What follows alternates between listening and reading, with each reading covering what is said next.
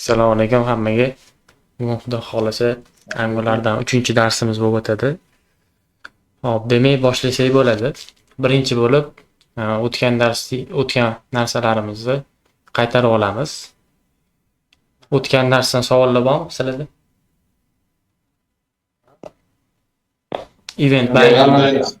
Event binding o'zi.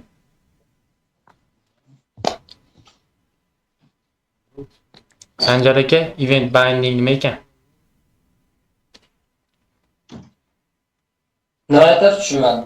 Event binding. Bu hodisalar ketma-ketligiga biror bir nimalar ketma-ket kelishadi. Datani, masalan, TypeScript datani template'ga ulash, HTML ga ulash. Datani ulashi event binding deydi. Buni har xil turlari bor. Birinchi bizni string interpolation o'tdik. Shuni aytib bera olasizmi? Buni qanaqa yozamiz?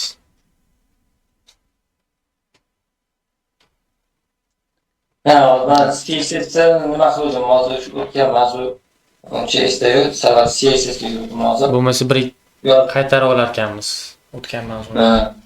Men aytsam bo'ladimi Samarqandda? Bo'ladi.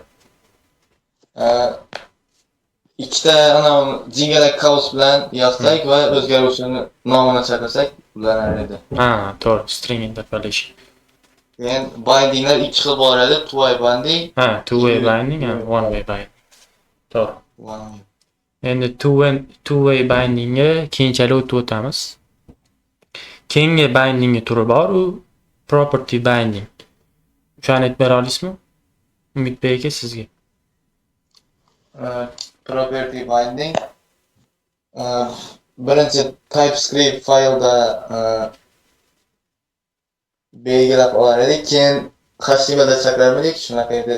Sal yodimdan tushganda attribut 3 oy oldin masalan image src ga biz TypeScriptdan path olmoqchimiz, image ga yo'l olmoqchimiz.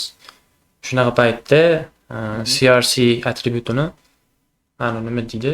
Bracket notation deydi-yu. To'g'ri burchak qavsi. O'shanga ulab natijada o'sha o'zgaruvchini otini beraveramiz. Hozir misol bilan misol bilan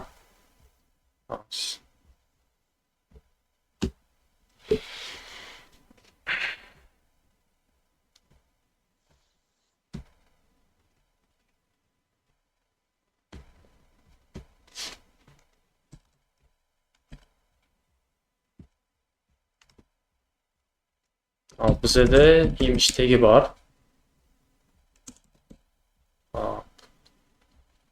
Keyin buni shu yo'lini TypeScriptdan berib yubormoqchimiz.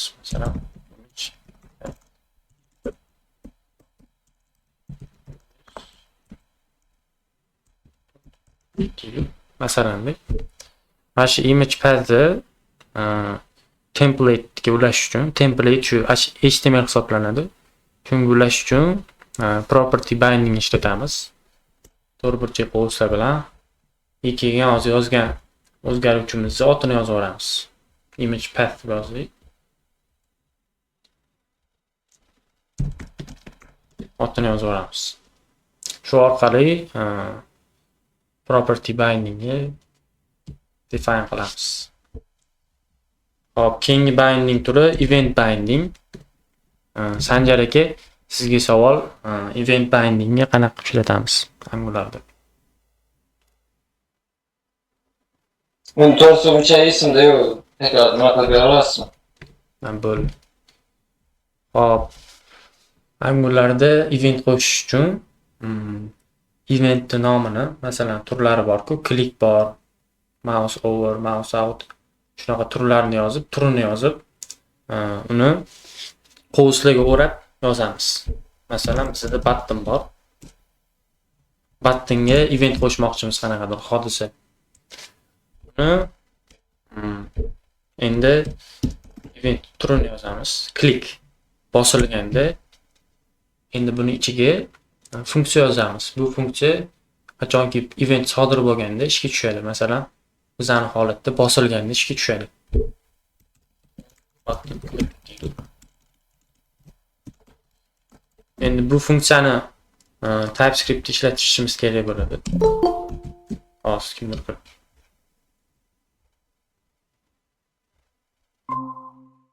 Bu funksiyani ishlatishimiz kerak bo'ladi. On button click yozamiz. Uzr so'rayapti aka. Assalomu alaykum. Sog'lik olsun. Ekraningiz ko'rinmayapti. Ekran ko'rinmayapti. Hozir. Assalomu alaykum hammaga. Assalomu alaykum. Yaxshi. Va alaykum assalom. Assalomu alaykum Muhammadjon. Bo'ldi, hozir. Mana. Bularni ko'rdinglarmi? Endi ko'rdim. Mana. Click event turini yozyapmiz, klik qilib, keyin funksiya yozyapmiz. Bu funksiya o'sha event sodir bo'lganda ishga tushadi. Bu funksiyani TypeScript yozyapmiz, konsolga chiqarib yuboramiz. Button bosildi.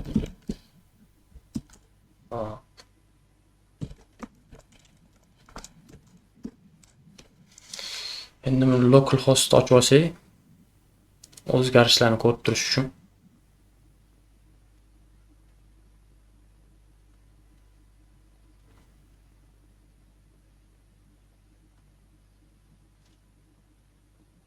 bungacha savolingiz bo'lsa berishingiz mumkin. Menda savol bor edi Samarqand aka. Ha, beravering. Angularni qancha vaqtda o'rgangansiz? Angularni masalan hozir ham o'rganaman-da Angular. 6 oydan beri o'rganaman. O'rgansangiz ketaverasiz-ku. Qanaqa maslahatlar berasiz? Endi maslahat yo'l xaritasi kanalimda yozib ketyapman, anaqalarni ko'rsangiz, mavzularni. Ko'ryapsiz shularni Angularni. Telegram kanalim. Kanalga kecha ko'rsatimda kanalga keyin qarasam Angular dars boshlanyapti deb bitta post chiqardi. O'sha kanalda ketma-ketlik bo'yicha olib ketyapman. Masalan, boshidan o'rganib chiqsangiz shu mavzularni keyinchalik qiyinchilik tug'dirmaydi keyingi mavzularni o'rganish. Boshidan olib ketganman. Angularni nega ishlatish kerak, folder structure, undan tashqari boshqa mavzular hammasini boshidan olib ketganman. Idealchi davom etyapman. O'shalardan ketma-ketlikni ko'rib o'rganishingiz mumkin. Praktika qilib, ham nazariy ustida ishlab, ham praktika qilib. Keyin masalan nazariy qilayotganingizda daftar yozib olish maslahat beraman. Bu mustahkamlashga zo'r narsa. Men masalan daftarga yozaman-da, 2-3 kundan keyin o'sha mavzuni yana bitta qarab chiqaman. O'shanda esda qolib ketadi. Shuni maslahat bergan bo'laman.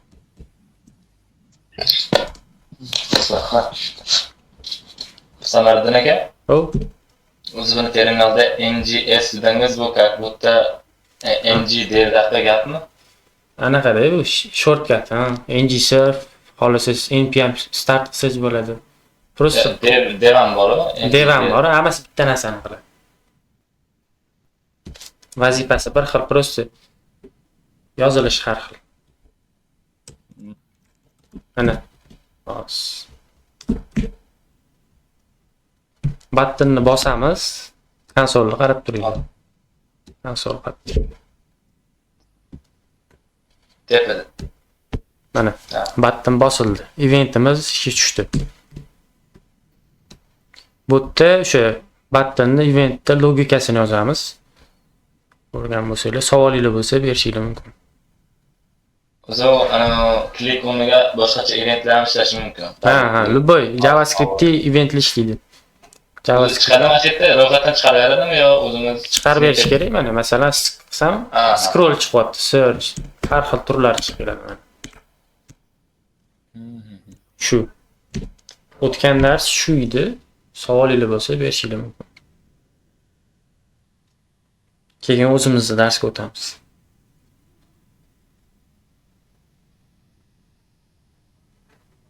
Menda o'sha savol yo'q. Endi Bo'lmasa o'zimiz darsga o'tsak bo'ladi.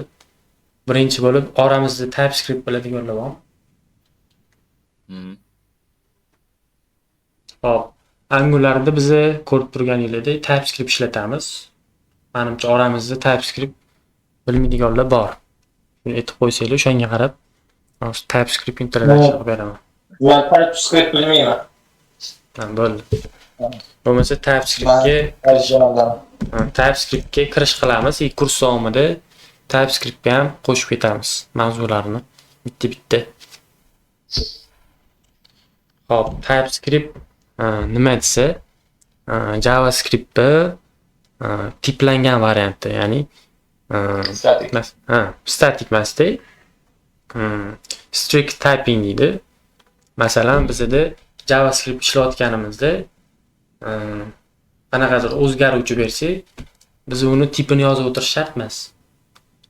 JavaScript o'zi avtomatik beraveradi. Buni minuslari bor. Tiplar alishib ketishib qolishi mumkin. Masalan, aytaylik, bizda bitta ID bor. IDga number yozishimiz shart. Keyin boshqa dasturchi keldida uni bilmaydi, string yozib qo'ydi. Bunaqa holatda JavaScript xato chiqarmaydi. Ilovamiz buziladi. Number yozish kerak bo'lgan joyda string yozib qo'yganimiz uchun. Hop, TypeScriptning ustunlik tarafi, masalan, biz har bitta narsaga tip berib boramiz. Bitta o'zgaruvchiga number tipini berib qo'yamiz, aytaylik, number. Keyin Angular'da tip berish uchun asosan mana bu nima semicolon deydimi? O'shani ishlatamiz. O'zgaruvchi, o'shani ishlatamiz. Qiymat aytaylik 1. Hop, number berib qo'ydik. Masalan, boshqa odam keldida buni string yozmoqchi, qanaqadir tekst yozmoqchi. TypeScript nima qiladi? Sirazi hali ilovaga o'tmasimizdan o'sha VS Code'da o'zida anaqa chiqaradi. Xato chiqaradi. Bu yerda aytyapti, tipni number berib qo'ygansan, lekin sen bu yerda tekst beryapsan deyapti. String beryapsan deyapti. Bu tiplangan variant. Masalan, biz obyektga ham tip berib qo'ysak bo'ladi. Object deylik. Nimalar olish kerak? Masalan, name kerak, bizga string, ID, number deylik. Xo'p. Endi buni bizdan talab qiladi. Agar name bilan ID bermasak, sen bermading deb ogohlantirib qo'yadi TypeScript o'zi. Mana. Mana propertylarni sen bermading deyapti. Endi beramiz mana. Name. Berdik. Endi name'ga kimdir kelib, masalan, bilmaydi, number yozib qo'ydi. Sirazi error qaytaradi. Sen string aytyapti, string yozish kerak bo'lgan joyga number yozib qo'yding deyapti. Ogohlantiryapti. Bu boshingizga urib turadi. Xo'p. Joyiga qaytaramiz. Keyin bizdan ID so'rab oladi. ID bermasak xato chiqaradi. Mana ID beramiz 1. Mana xato ketdi. O'sha bizda obyektda kimdir kelsa, bundoq qaraydi. Ichida nimalar bo'lish kerakligini biladi odam. Ko'rgan odam biladi. Qanaqa data tip yozish kerak, hammasini biladi. Masalan, ID ga number berib qo'yganmiz, turini shuni string qilamiz. Xato qaytaradi. TypeScript. Sen aytyapti, number berish kerak bo'lgan joyga string berib qo'yding deyapti. Asosiy ustunligi TypeScript shu. Kattaroq proyektli bo'layotganda qo'l keladi. Mana bunaqa kichkina proyektlarda bilinmasligi mumkin. Lekin katta bo'lgani sari buni foydasi katta TypeScriptda. Keyin TypeScriptda yana bitta mavzu bor. Ehtimoliy undefined qiymatlar bilan ishlash. Birinchi darsimiz mavzusini ko'rib olaylik. Ehtimoliy mana undefined qiymatlar bilan ishlash. JavaScriptda aytaylik bitta let ochdik, o'zgaruvchi ochdik, unga qiymat bermadik. JavaScript error qaytarmaydi, lekin TypeScriptda error qaytaradi. Aytaylik title tipini berdik, number qildik. Number string qildik. Lekin buni define qilmadik, yozmadik. TypeScript nima deydi? Bu defined qilinmagan undefined bo'lishi mumkin deyapti. Endi buni oldini olish uchun biza nima deydi? Men exclamation mark deyman. Shuni ishlatsak bo'ladi. Bunda TypeScript ishontiramiz. Bunda qiymat bo'ladi deymiz. Bu orqali qiymat bo'ladi deymiz. Undan keyin TypeScript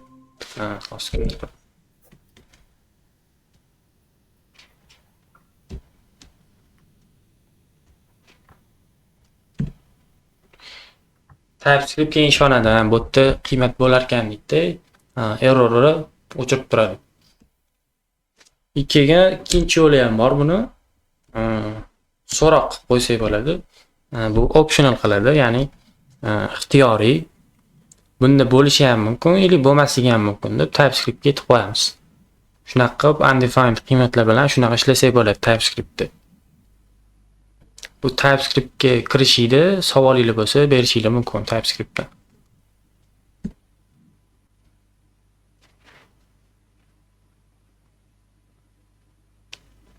Bu TypeScriptni JavaScriptdan ajratadigan asosiylik nimada? Endi men eshitgan bo'yicha nimani JavaScriptni optimallashtirgan, ya'ni yaxshilangan versiyasida. Yo'q, JavaScriptda to'g'ri optimallashtirilgan tip bo'yicha. Lekin bu oxir-oqibat bu TypeScript kodimiz JavaScriptga borib taqaladi baribir. Tegi JavaScript bo'ladi. Masalan, compile bo'ladi. TypeScriptda kod yozsak, qanaqadir tool orqali JavaScript kodiga compile qilishimiz kerak bo'ladi. Browser buni tushunmaydi. Lekin VS Code'da o'zida masalan developerlar uchun o'ziga qulaylik yaratish uchun TypeScript o'z otidan aytib turibdi, TypeScript. Tiplar bilan ishlash yaxshilash uchun chiqarilgan. O'zi JavaScriptning nozik joylaridan biri bu tip. O'shaning uchun chiqarilgan. Optimallashtirib. Lekin boshqa logikalari bir xil. Asosan tipda farq qiladi. Tushunarli, rahmat. Bo'lmasa, Angularga o'tsak bo'ladi.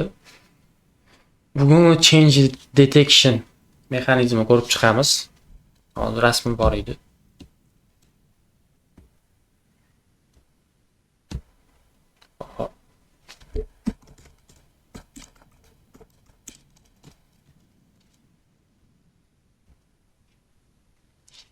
Change detection nima desa, bu Angular mexanizmi bo'lib, qanaqadir event bo'lganda, masalan, klik bo'lganda, bosilganda o'zgarish sodir bo'ladi.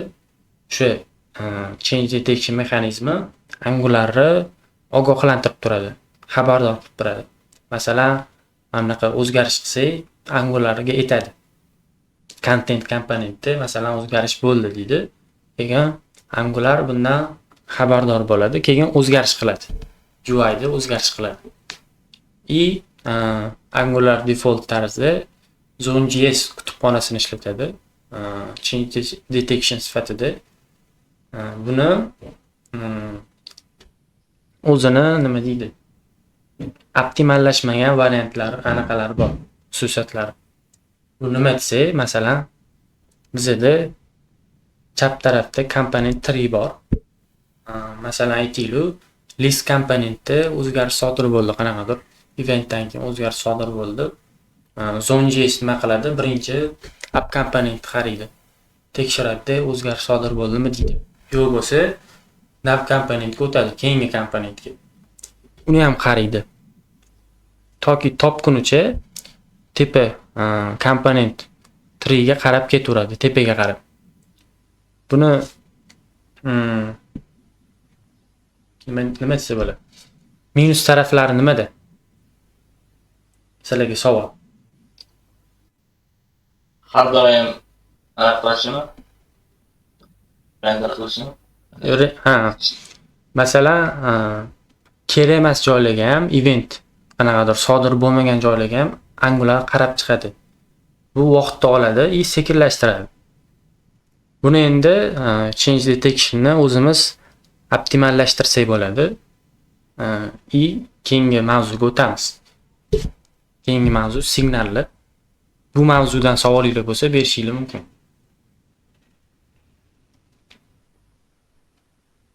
Yo'q, mendan savolim. Hop, Zone.js minusini ko'rib oldik. Endi buni qanaqa qilib optimallashtiramiz desa, bizda signallar bor. Hozir maqolamni yozdim, shuni ochib oling. Rasmlar bilan tushuntirganman. Hop, signallar bor. Signallar nima desak, signallar mana Zone.js Angular'da default change detection mexanizmini o'chirib qo'yadi. Signallarni asosiy ustunligi masalan Angular hamma komponent qarab chiqmaydi.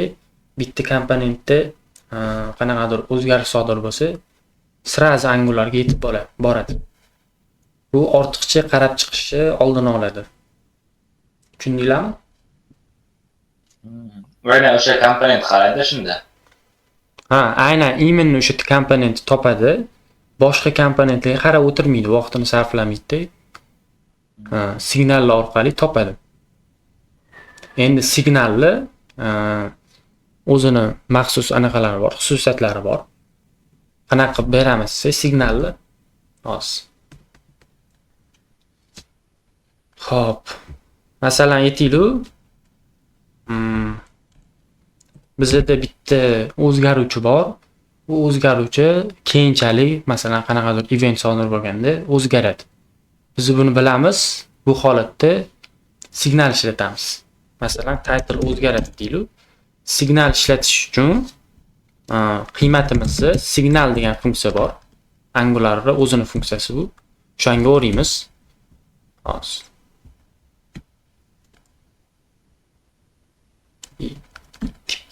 tip qilib berib qo'yamiz.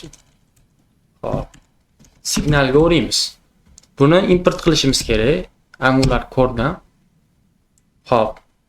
Masalan, aytaylik, text. Hop. Signalni shunaqa define qilamiz. Oddiy, masalan, o'zgaruvchida aytaylik, title bor, my text 2. Endi sizlarga savol, ikkalasi ham o'zgaradigan. Lekin bittasida signal berganmiz, ikkinchisida bermaganmiz. Farqini tushuntirib bera olasizlar?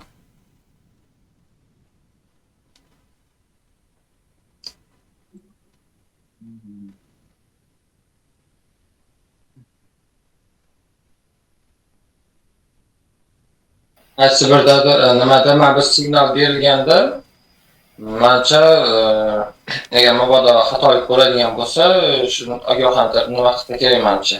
Men bilmadim. Boshqa narsa. TypeScript o'tib ketdingiz. Xo'p, signal bo'lganda farqi desak, masalan, bizda title'da o'zgarish sodir bo'ladi. Buni bilamiz. Shuning uchun signal berib qo'yganmiz. Signal nima qiladi? Angular'ni default change detection mexanizmi o'chirib qo'yadi. Zone.js o'chirib qo'yadi. Keyin qachonki mana shu o'zgaruvchi sodir bo'lsa, Angular sirazi xabardor bo'ladi. Aytib o'tdik-ku, Zone.js'da hamma komponent qarab chiqish kerak bo'ladi. Bitta Angular o'zi buni o'zi vaqt oladi, lekin signallar Angular o'zi chiqadi. Mana bu o'zgarish sodir bo'ldi deb o'zi chiqadi. O'shanga bu tezlashtiradi. Applicationni tezlashtiradi. Endi mana title 2 da nima bo'ladi desanglar, bunda Angular'ni default detection ishlaydi, change detection. Bunda hamma komponent qarab chiqadi. O'zgarish sodir bo'ldimi? Masalan, bizda app komponent bor, header bor, qarab chiqadi. Headerda o'zgarish bo'lsa, birinchi appga qaraydi, app komponent. Tekshirib chiqadi, o'zgarish bo'lmadi bo'lsa, keyin headerga o'tib, headerni tekshiradi. Bu vaqt topib qo'yadi. Signallarning vazifasi shu asosan. Keyin signalni qiymatini o'qish uchun, masalan, nima deydi? Konsolga chiqarmoqchimiz. Button bosilganda signalning qiymatini konsolga chiqarmoqchimiz. Bunda sal boshqacharoq bo'ladi. Funksiyaga o'xshab chaqirishimiz kerak bo'ladi o'zgaruvchini.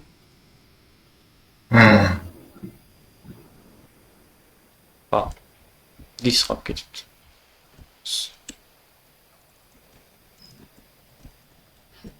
Funksiyaga o'xshab chaqirishimiz kerak bo'lardi. Agar bizda signal bo'lmaganda oddiy chaqirsak bo'lardi mana bunaqa qilib. Variable'ni qanaqa chaqirsak, shunaqa chaqiramiz. Lekin signallarda как funksiya sifatida call qilishimiz kerak bo'ladi. Metod sifatida deganmi? Call.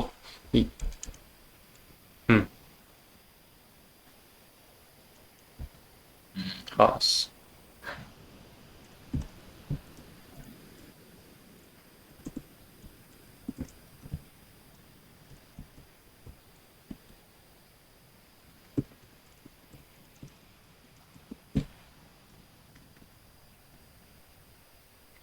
Endi button bosilganda qiymat chiqdi mana my text. Endi aytaylik, signalni qiymatini o'zgartirmoqchimiz.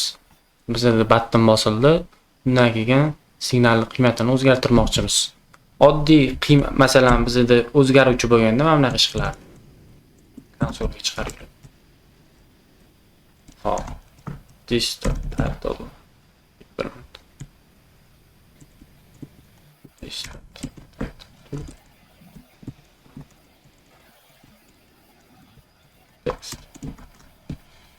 Bizda oddiy o'zgaruvchi bo'lganda, shunaqa qilib oddiy esan qilib qo'ysak bo'lardi qaytadan. Mana bizda oddiy o'zgaruvchi bor, signal ishlatmaganmiz. Oddiy esan qilib qo'yamiz, lekin signal ishlatayotganda qiymatni o'zgartirmoqchi bo'lsak, Angular'ning maxsus funksiyasi bor buning uchun. Bu set. Masalan, title ga set qilamiz. Yangi qiymat set qilamiz. Agar biz mana bunaqa qilganimizda this title deydi, teng qilib new text qilganimizda xato beradi. Chunki biz signalning qiymatini o'zgartirish uchun o'zini maxsus funksiyasidan foydalanishimiz kerak bo'ladi. This title.set new text. Hop. Endi new text konsolga chiqish kerak. Button bosib. Konsol qilamiz. Hop, this title.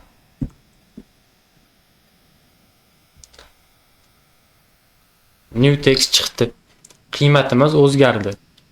Bunda change detection mexanizmi ishlaydi. Biz effektiv ishlatdik buni signal orqali.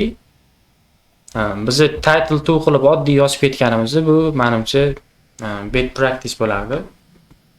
Best practice bu signalni ishlatish hisoblanadi. Masalan, sizlar bilasizlar, qachondir mana shu o'zgaruvchi yoki qanaqadir qiymat o'zgaradi qachondir. Event bo'lganda o'zgaradi. Bunaqa holatda signal ishlatish tavsiya qilinadi. Signallar bo'yicha savolingiz bo'lsa berishingiz mumkin. Menda savol bor. Signalda kattaroq ma'lumotlarni ham o'zgartirsa bo'ladimi? Misol uchun title uchun esa ko'proq signal bo'lishi mumkin. Katta obyektlar bo'ladi-ku. Obyektlarda signal demoqchimisiz? Ha. Menimcha bo'lmaydi signal. Obyektni ishlatib bo'lmaydi adashmasam. Hozir sinab ko'raylik. Yaxshi savol bu.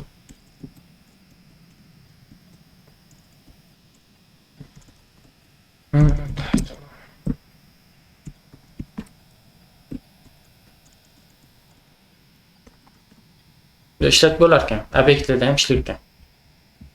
Demak, misol uchun bitta obyekt ichida bitta title emas, ko'pgina anaqa bo'ladi-ku, key value'lar. Hop. Shunda har bittasiga alohida signal yozib chiqiladimi yo o'shana bitta qanaqadir usuli bormi demoqchiman. Yo'q, bu holatga qaraydi. Masalan, siz obyektni qiymati o'zgaradi. Mana event sodir bo'lganda o'zgaradi deylik. Shunaqa holatda signal ishlatishingiz kerak. Shunaqa holatda agar bu oddiy statik obyekt bo'lsa, signal ishlatishdan ma'no yo'q. Yo, o'sha o'ziga misol uchun hop bitta inputlardan value olinadi-ku.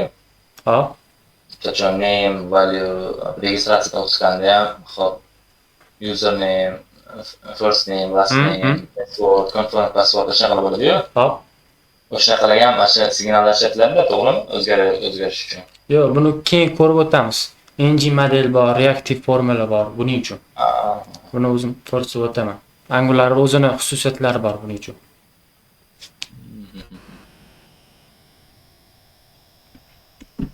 Hop, savolingiz bo'lsa beringlar. Keyin savolga o'tamiz. Mavzuga.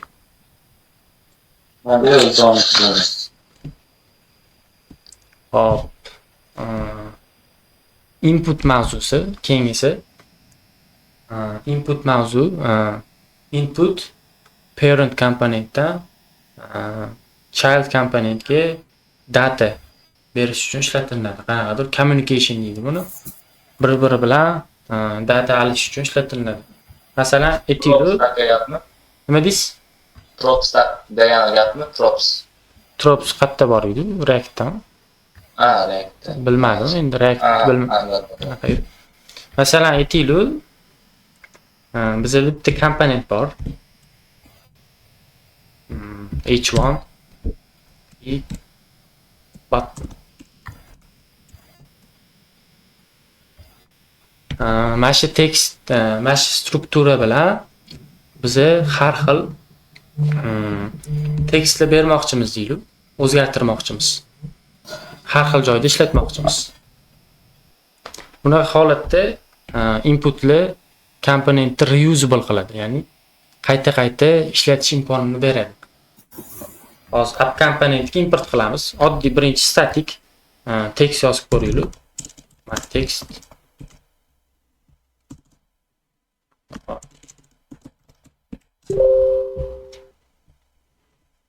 Hozir bir minut.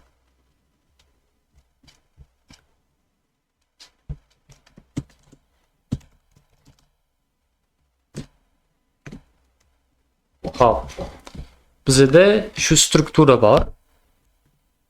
Shu strukturani 3 xil joyda ishlatmoqchimiz, lekin boshqacha datalar bilan. Bunaqa holatda nima qilamiz? Ko'rib chiqamiz. O'chirib tashlaylik. Tushundinglarmi o'z mavzuni? Masalan, bir xil struktura 3 marta ketma-ket birinchi tekst kelish kerak, h1 kelish kerak, keyin p kelish kerak, keyin button kelish kerak. Lekin boshqacha tekstlar bilan kelish kerak. Bunaqa holatda input ishlatamiz. Kartlarga misolda har xil masalan, bizda bir xil struktura kartlar bor, ularni datasini o'zgartirmoqchimiz. Buning uchun отдельный komponent ochib, ya'ni bir xil strukturada boshqacha datalar bilan yozib chiqish bu best practice hisoblanmaydi. Bunaqa holatda o'sha input mavzusini ishlatamiz. Aytaylik, mana bizda header komponenti bor. Bizda hozir hammasi static. Tekstlarimiz static. Endi buni reusable, ya'ni qayta-qayta ishlatsa bo'ladigan qilmoqchimiz. Bunaqa holatda input, ya'ni parent komponentdan child komponentga data berish imkonini beramiz. Bu input orqali qilinadi. Bunda logikasi shunaqa bo'ladi, masalan, title bilan o'xshab tashlaylik. Bizda birinchi title bor, sarlavha bor. Xuddi o'zgaruvchi ochib olamiz. Keyin input berishchi ikki xil yo'li bor. Birinchisi mana bunaqa dekorator bilan. Birinchisi dekorator bilan, masalan, title string nima desa bo'ladi? First text deydi. Buni keyin import qilishimiz kerak Angulardan.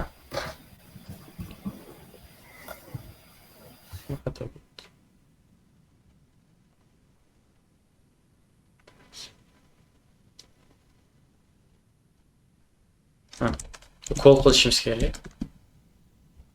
Xo'p. Bu holatda nima qilamiz? Bu default qiymat bo'ladi, first text. Endi string interpolation bilan boya o'tgan mavzuimiz bilan berib yuboramiz. Shu o'zgaruvchini berib yuboramiz, title. Birinchi title ochib oldik, keyin paragraf bor bizda.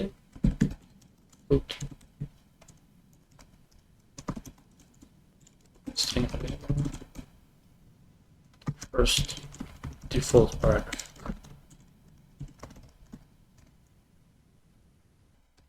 Bize paragraf yozayotdik, keyin buttonni teksti.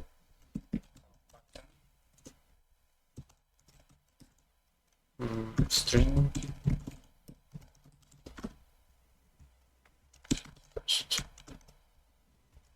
text.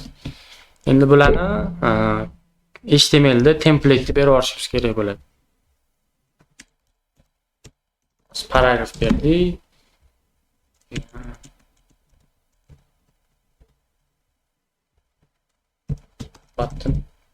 Button. Endi parent komponentda, buni parent komponentida property binding bilan bersak bo'ladi mana. Tepadan bularning tekstini, ya'ni datasini o'zgartiryapmiz. Har xilligiga qarab, aytaylik bizda ikki marta ishlatmoqchimiz. Birinchisida nima berdik? Title. Pro title ishlatsanglar ham bo'ladi. Title birinchi. Keyin bizda paragraf bor.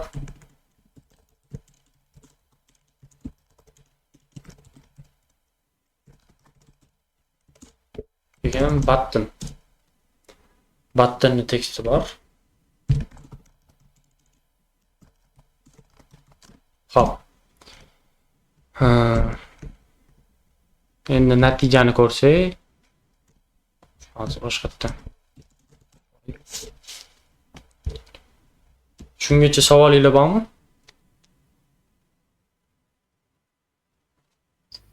Birinchini bracket bilan yozdingiz title-da. Hop. Bu qanaqa usul? Bu bizga anaqa berishi, expression qilishi yo'lini beradi. Qanaqadir amalni bajarish. Pro title qilsangiz bu просто static nimadir yozasiz tekst. Menda ham bitta savol bor edi. Hop, bering.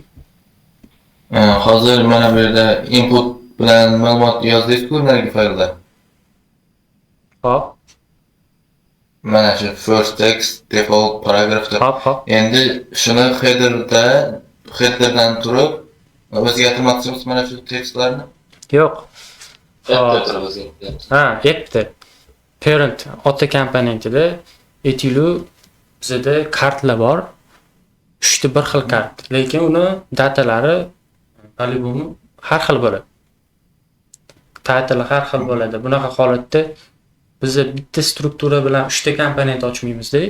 Mana bu tekstlarni input sifatida berib yuboramiz. Uni parent komponentida tekstini kontrol qilsak bo'ladi. Mana bunaqa. Title. Masalan, birinchi headerimizni ancha bombosh tushirib pastdagi komment qo'yib qo'yishga pastdagi. Monitor. To'xta.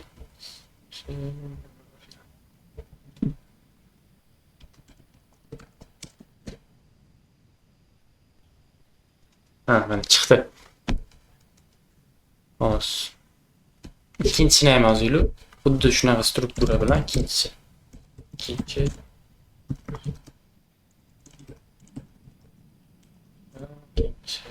Paragraf.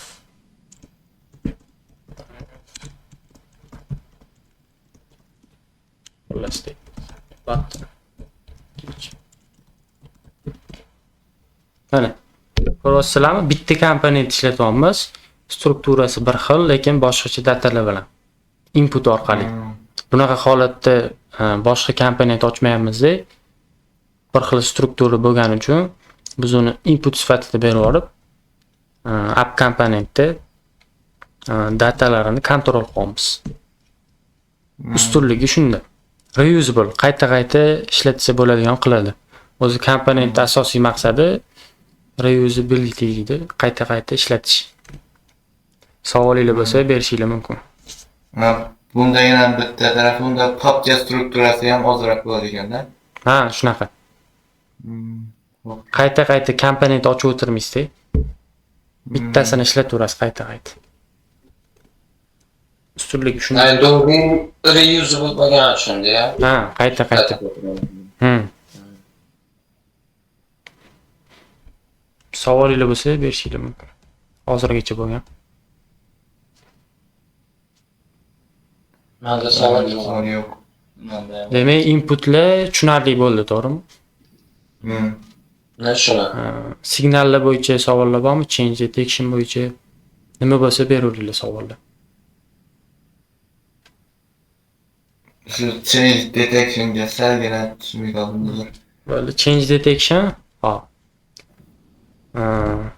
Angulari Angular mexanizmi hisoblanadi. Masalan, bizda klik nimadir bosilganda data o'zgarishi bor, to'g'rimi? Qanaqadir o'zgaruvchini o'zgartirmoqchimiz. Bunaqa holatda Angular mexanizmi ishga tushadi. Change detection ishga tushadi.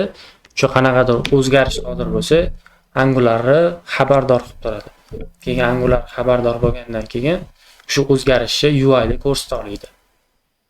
Keyin Angular o'zgarishni detect qilish uchun Zone.js degan kutubxonani ishlatadi. Buni minus taraflari bor o'zim. Masalan, aytaylik, bizda 5 ta komponent bor. 5-komponentda qanaqadir eventda o'zgarish bo'ldi. Bunaqa holatda Zone.js birinchi komponentni qaraydi. Agar yo'q bo'lsa, keyingisiga o'tadi, ikkinchisiga qaraydi. Lekin bizda o'zgarish 5-sida. O'sha 5-chigacha qayta qarab chiqadi. Event sodir bo'lmagan bo'lsa ham qarab chiqadi. Buni minusi nimada? Shuni ayting. Shu xatoni topguncha takrorlanaveradi. Ha. Shu xatoni emas, anaqani topguncha o'zgaruvchi nimadir o'zgarish. O'zgarish topguncha qayta qarab chiqaradi. Keyin buni performance ga ta'siri bo'ladi. Buni bizda optimized versiyasi bor, signal orqali. Signal nima qiladi? Qanaqadir datamiz o'zgarsa, Angularga o'zi chiqadi. Menda o'zgarish sodir bo'ldi deydi. Keyin Angular sirazi update qilib yuboradi UI. 5 ta masalan 5 ta komponent bo'lsa, 5 tasiga yana qayta qarab chiqmaydi. Imonni 5-komponentni olib UI update qiladi. Bu performance oshiradi. Savolingiz bo'lsa berishingiz mumkin.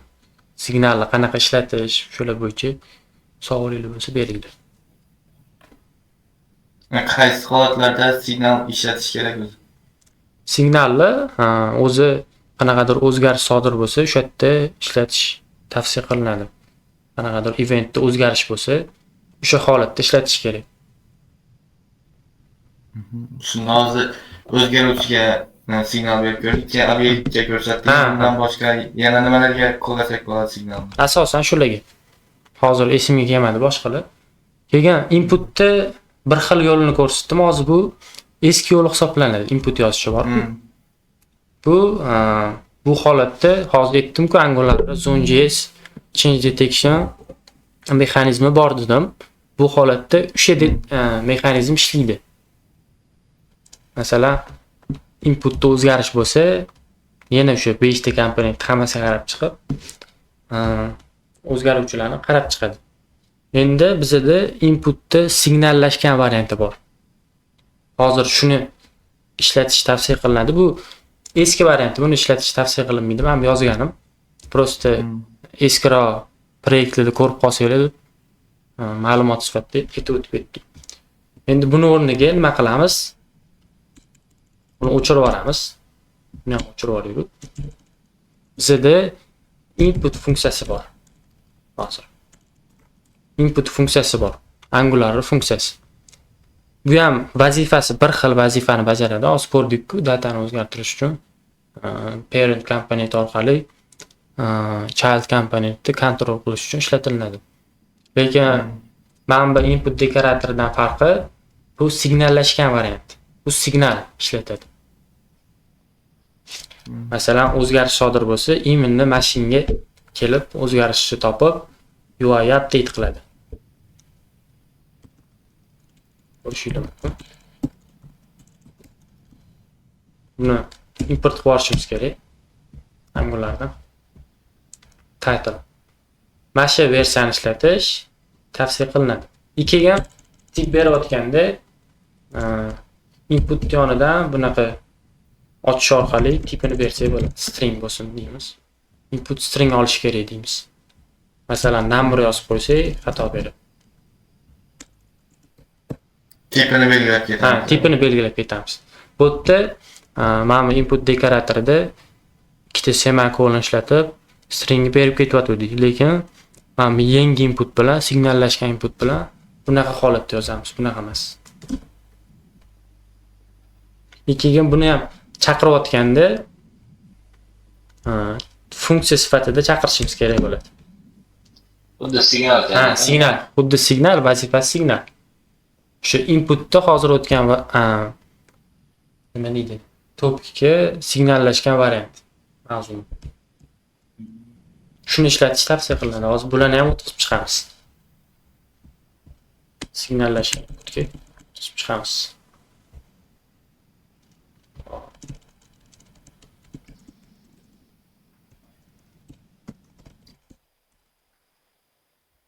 Mana bu qovus ichida default text yozib qo'yamiz. Default. Ya'ni bu paragrafga qiymat berilmasa, tepadan qiymat berilmasa, mana shu default qiymatni oladi.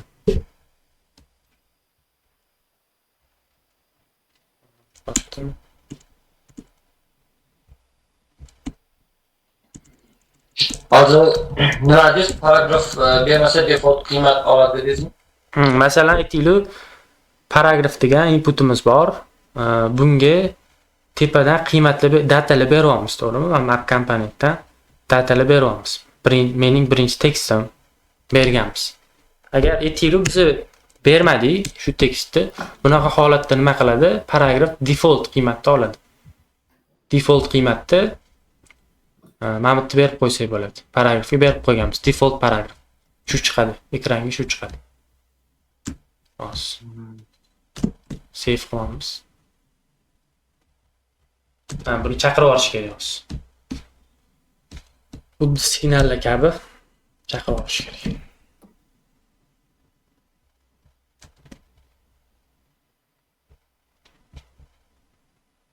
Ular tushundinglar, to'g'rimi?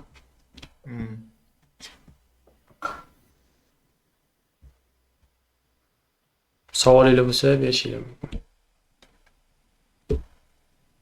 Menda savol yo'q. Menda ham yo'q. Dars bo'yicha umumiy savolingiz bormi? Menda savol bor edi. Bugun birinchi darsmi yoki bundan oldin ham dars bo'ldimi? Hop, bugun adashmasam 3-chi yoki 4-chi darsimiz. Xohlasangiz videosini tashlab beraman. YouTube'ga ham qo'yganmiz ikkinchi darsni. Qaysi mavzularni o'tkazishlar haqida ma'lumot bera olasizmi? Mavzularnimi? Birinchi bo'lib biz Angularga kirish qilib oldik. Angular farqi, ustunlik taraflari. Undan keyin folder structure o'tdik. Fayllar joylashuvi, nima vazifani bajaradi. Keyin komponentlarni o'tdik Angularda. Keyin event binding o'tdik. Undan tashqari JavaScriptda mavzuli o'tdim, bir ikkita masalan event loop o'tdim. Shular.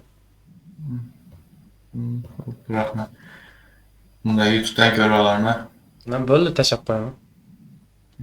Rahmat. JavaScript qo'shmoqchi edim, sal kechroq qolibdi. Ertaga o't beraman, xudo xolasa JavaScript. Bo'ldi. Qarshi bo'lmasanglar. Yo'q, qarshilik yo'q. Bo'ldi, bo'lmasa charchamanglar. Rahmat hammaga. Rahmat. Rahmat katta ekan. Bo'ldi, charchamang.